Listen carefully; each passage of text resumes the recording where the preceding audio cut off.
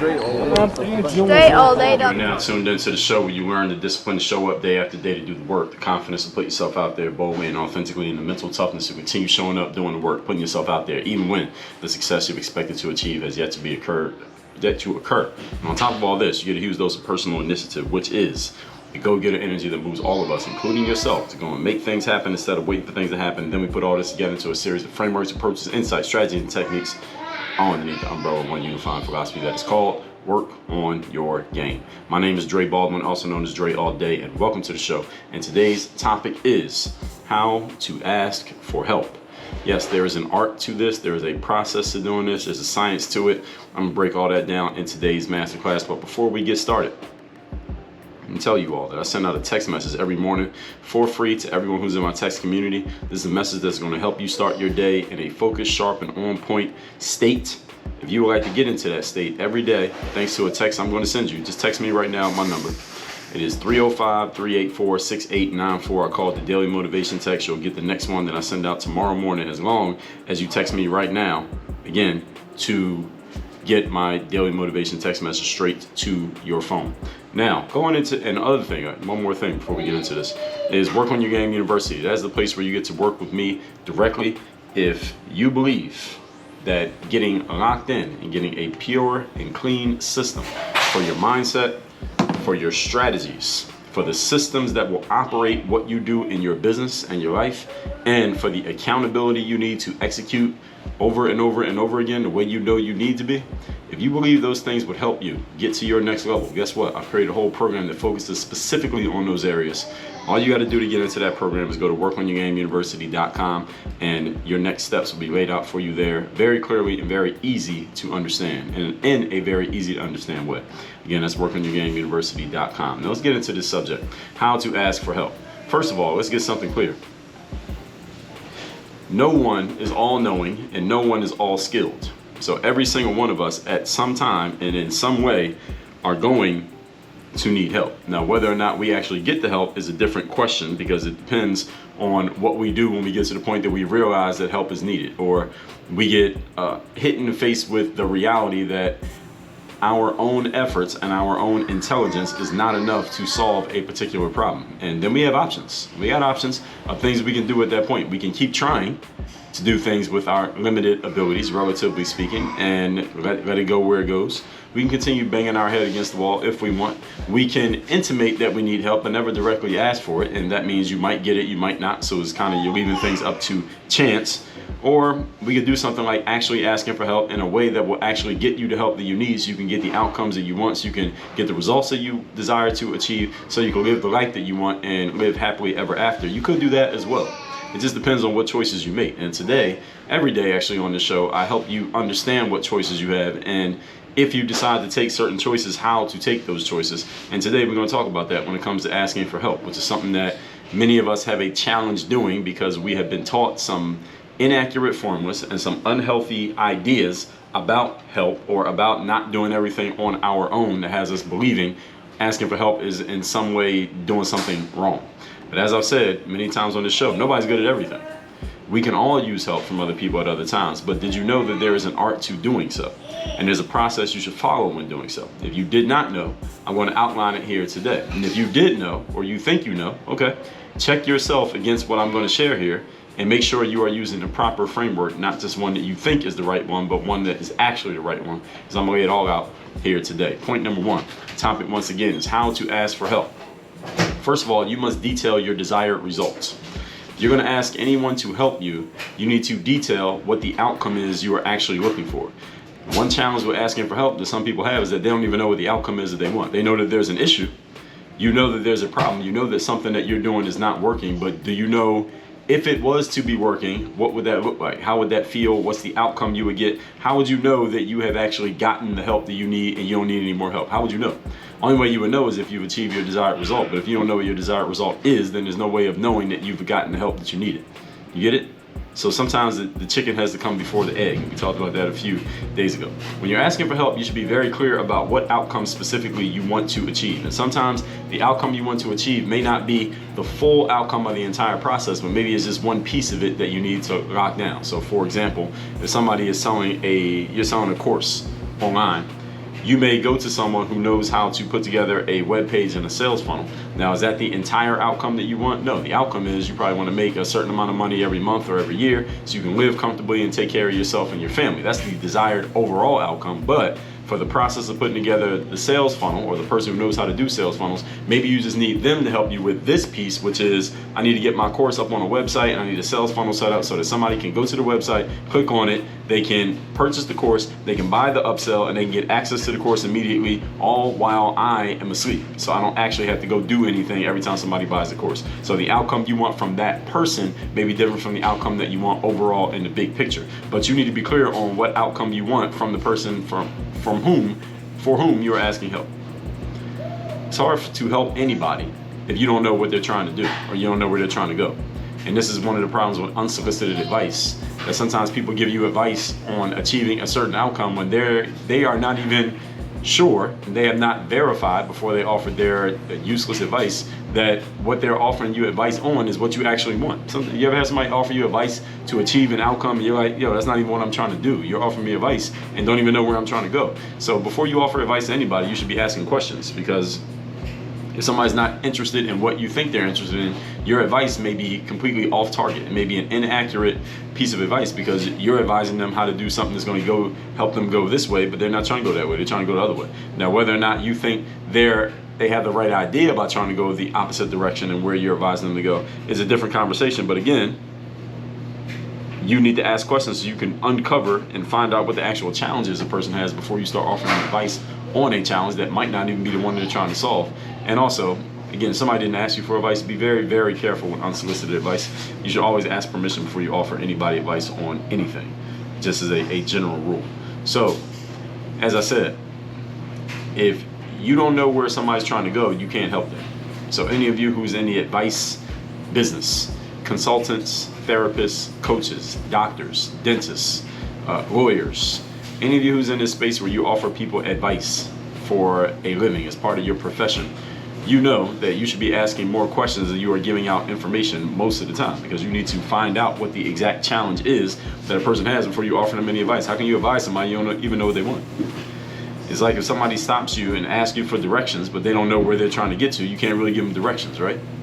All right, it's the same thing for you. So if you're the one giving advice, you need to get the right information. And if you're the one asking for advice, you got to be clear to the person that you're asking. Help them out. Make their job easy by making it clear exactly what you're looking for.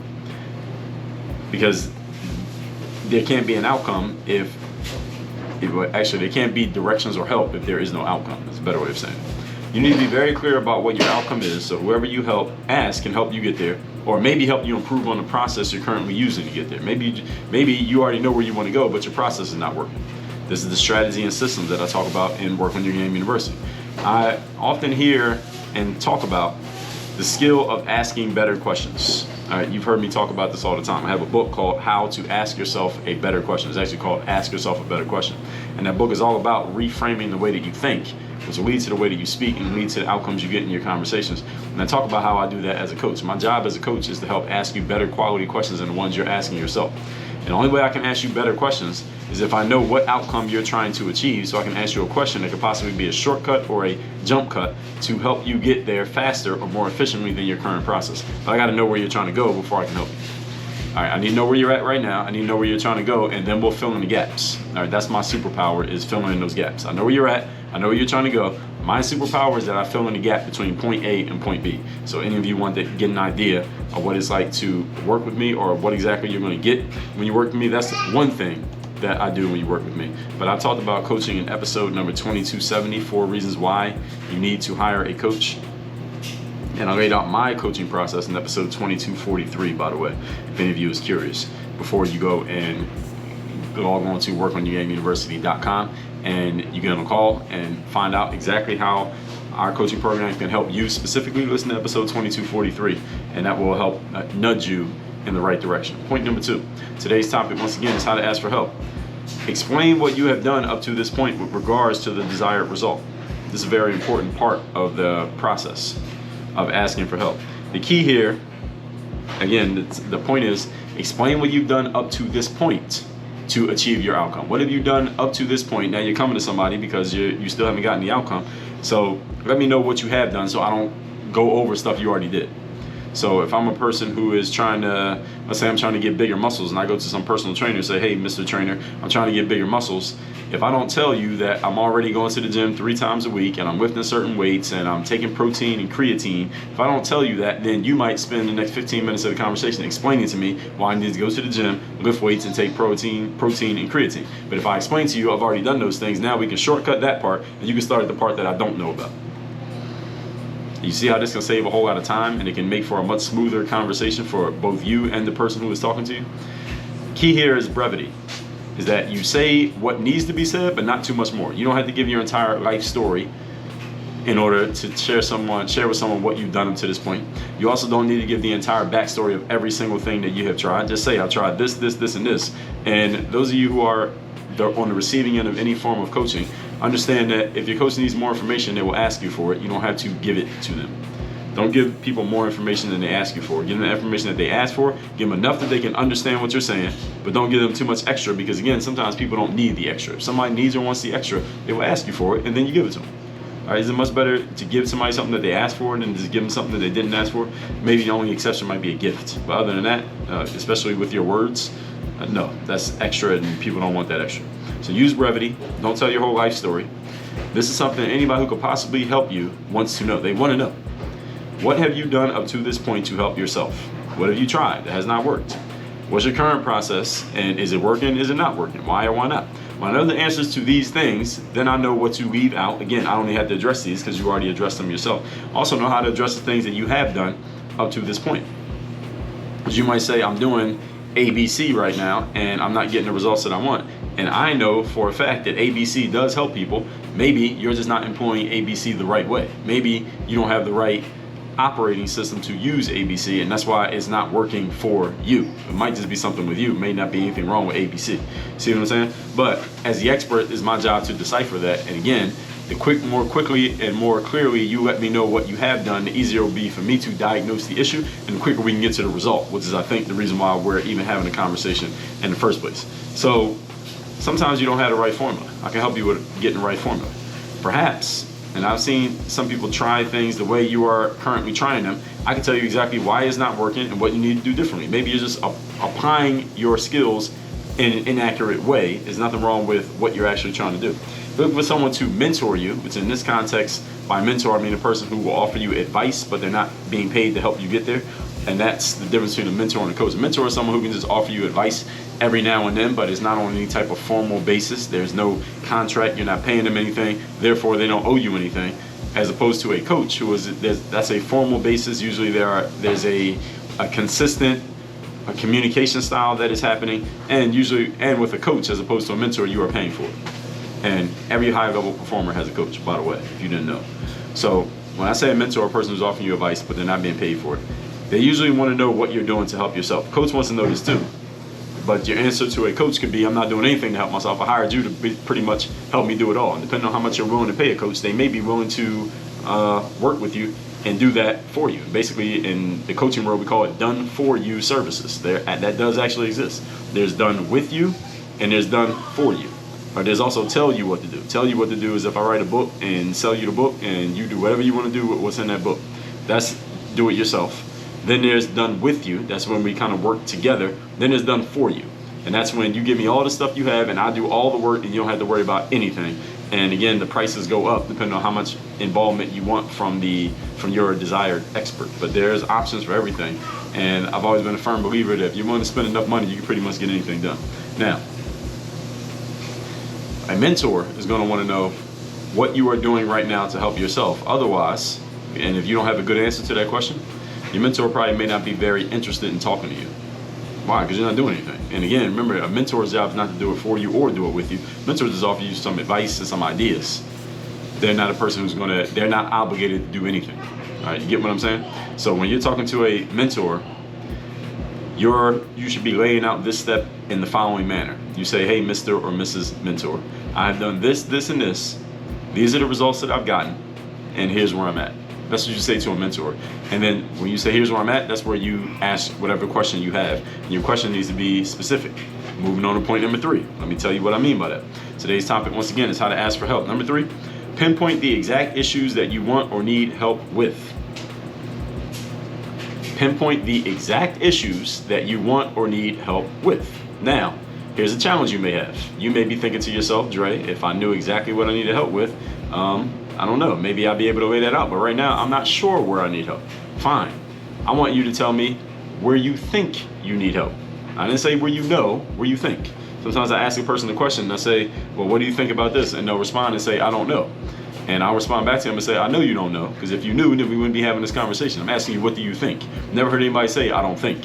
People always say, I don't know. You never hear anybody say, I don't think. So when you ask this question, ask them, what do you think you need to do? And then see what they say. If you get somebody who responds with, I don't know, then I don't know. That's a possible red flag. It's a possible red flag.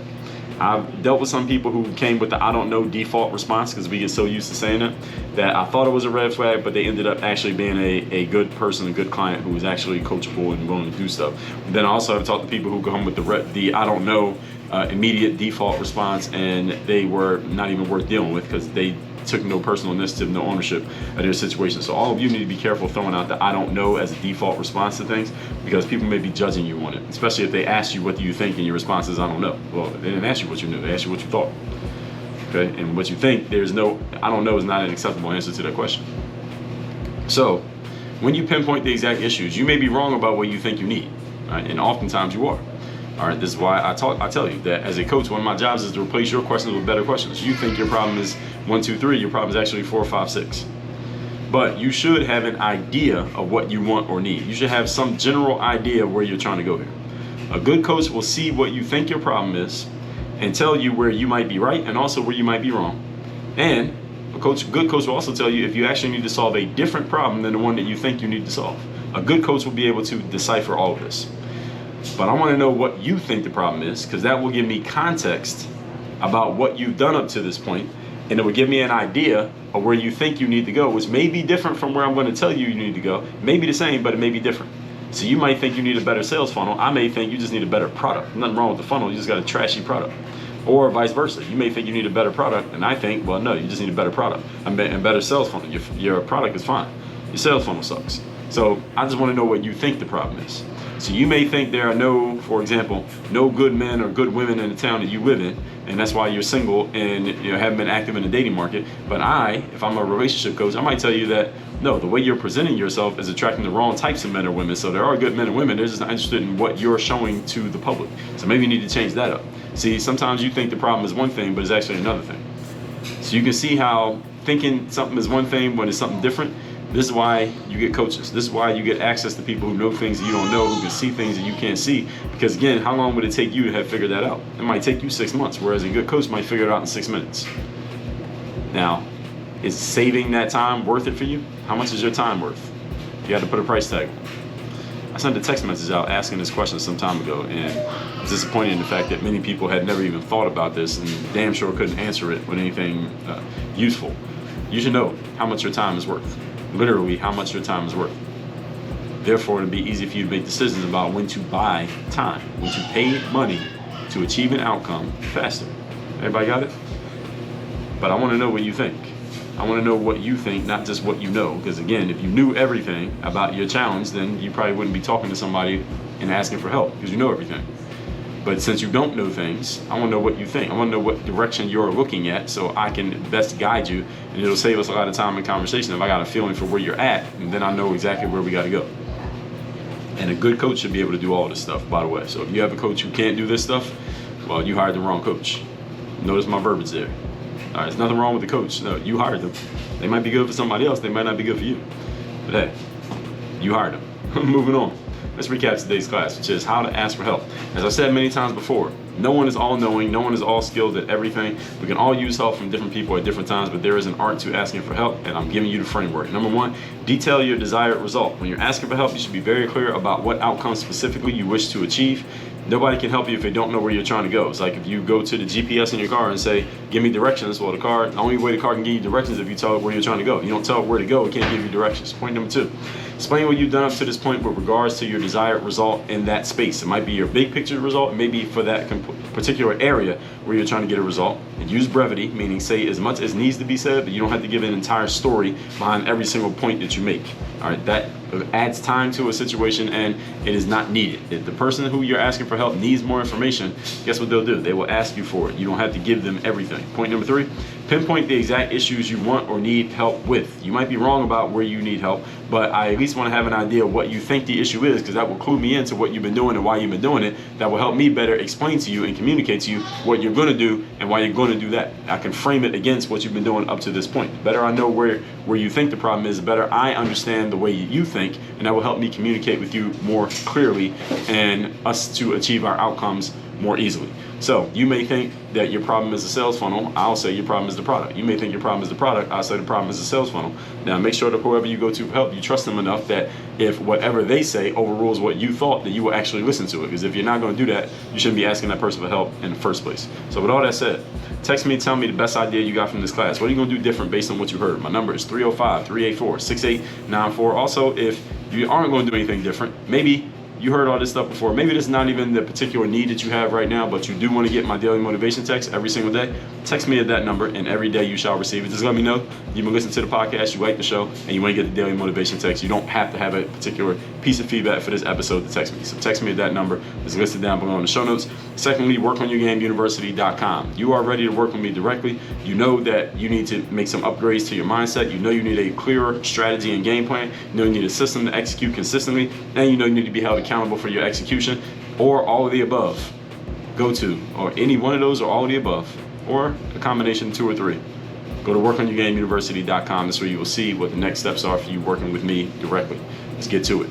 Work on your game. Dre all day.